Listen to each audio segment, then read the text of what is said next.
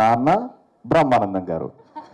అలా ప్రతి ఒక్కరింట్లో అమ్మ నాన్న బ్రహ్మానందం గారు. ఆయన లేనిది మనం సినిమా చూడలేము, ఆయన లేనిది మనం నవ్వుకోలేము, ఆయన లేనిది జీవితంలో హ్యాపీగా ఉండలేము అనే స్థాయికి వచ్చేస్తాం మనం.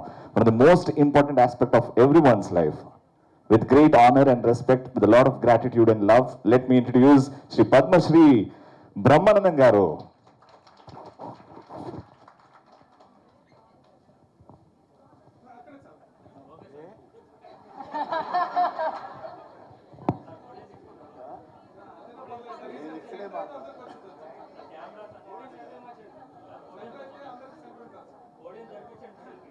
అనే అది సెంటర్లో మార్చమంటారు.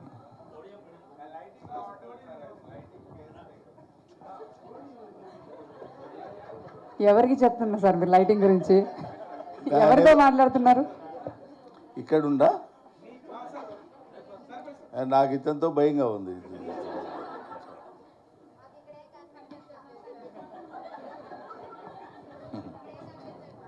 అటోళ్ళు కనపట్లేదండి, మరి వాళ్ళని ఏం చేయమంటారు? ఇటోళ్ళు కనపట్లేదు వీళ్ళు అంటారు, వాళ్ళకి కనపడినా కనపడడం పర్లేదు మాకు కనపడాలని వీళ్ళు అంటారు. వెనకాల పాపం వాళ్ళు నా హైట్ ఉన్న బ్యాచ్కి అసలు కనపట్టలేదు. ఏంటి పరిస్థితి ఆలోచించండి. ఇక్కడ కనపడాల్సిన అవసరం లేదు, వినపడితే చాలు కదా.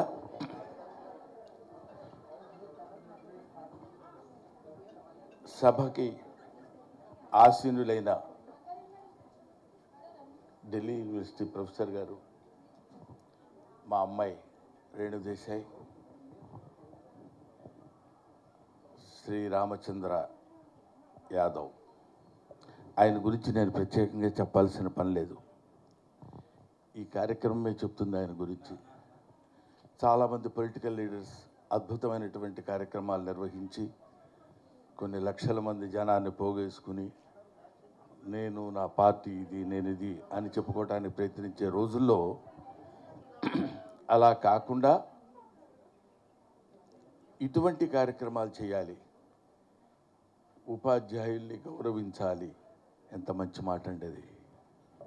ఉపాధ్యాయుల్ని గౌరవించాలనే మాట విని ఎంతకాలం అయింది? ఉపాధ్యాయులకి అవార్డులు ఇవ్వాలి అనే ఆలోచన వచ్చిన మనుషులు ఎంతమంది ఉన్నారు?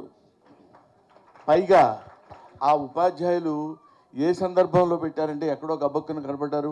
మన స్కూల్లో ఉన్న 4 ఉపాధ్యాయులను తీసుకురంటారు, దండలేసి ఫోటో తీసుకుని ఉపాధ్యాయులను సత్కరించిన రామచంద్ర యాదవ్ అని పెట్టచ్చు. కాదు, సావిత్రిబాయి పూలే ఆ మహాతల్లి ఇవాళ ఎంతమంది సమాధుల మీద మనం నిలబడి జాతీయ జెండా ఎగరేస్తున్నామో తెలుసు కదండి.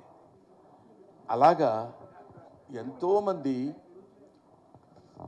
మహనీయుల యొక్క, ముఖ్యంగా స్త్రీల యొక్క ఆశయాల మీద మనం బతుకుతూ, ఇందాక అమ్మాయి చెప్పింది, నేను వాళ్ళు ఇక్కడ నిలబడి మాట్లాడగలుగుతున్నానంటే that all credit goes to Savitribai Phule. ఎంత కష్టపడ్డారండి. మనుధర్మ చరిత్రలో ఆయన మను ఏం చెప్పాడంటే, స్త్రీలకి చదువు ఉండకూడదు, స్త్రీలు అసలు బయటకు వచ్చి కనపడకూడదు. ఆల్మోస్ట్ ఇప్పటికే అవే కొంచెం ఫాలో అవుతున్నట్టున్నారు. స్త్రీలు చదువుకోకూడదు, స్త్రీలు బయటకు వచ్చి మాట్లాడకూడదు. అందుకనే ఇప్పటికీ మనకి కొన్ని బాగా మారుమూల పల్లెటూళ్ళలోకి వెళ్ళినప్పుడు ఎవరైనా ఇంట్లోకి వచ్చి మాట్లాడితే గబుగ్గురు గుమ్మం పక్కకి వెళ్ళి వారు లేరండి ఇంట్లో అని చెప్తారు. అది సంప్రదాయం అని. అదే కాకుండా ఇంకా ఇంకా ఇంకా స్త్రీ చదువుకుంటే వేదాల్లో చెప్పబడింది ఏంటంటే వర్షాలు పడవు, కరువు కాటకాలు వస్తాయని. ఆ భయం కూడా పెట్టారు.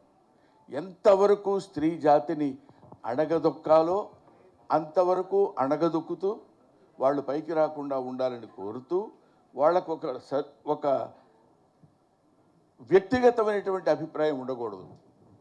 లేడీస్ అంటే దానికి లేడీస్ తయారైపోతున్నారు అంటున్నారు ఈ మధ్య కూడా. అదేంటి లేడీస్ అసలు మనుషులు కాదా, వాళ్ళు తయారవ్వకూడదా? అందుకని ఇంకా భయంకరమైనటువంటి ఆచారాలు కూడా చిన్నప్పుడు మాకంటే ముందు తరం వాళ్ళ దగ్గర సతీ సహగమనం. భర్త చచ్చిపోతే భార్యని చితులకు తోసేవాళ్ళు.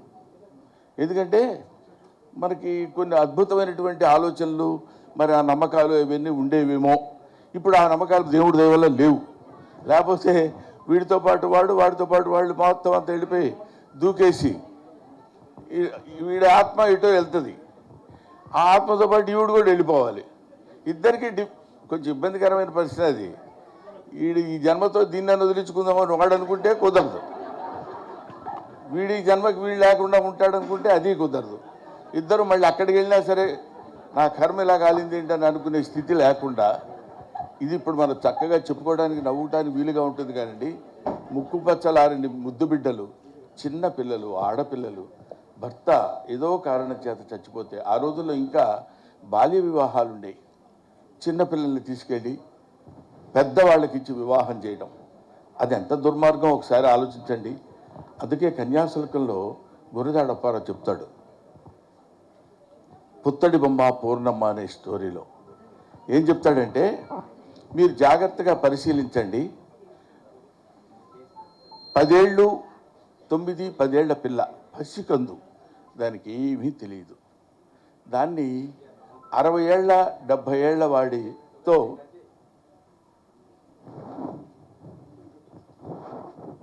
60 ఏళ్ళు 70 ఏళ్ళు ఉన్న వాడికి ఇచ్చి వివాహం చేస్తారు.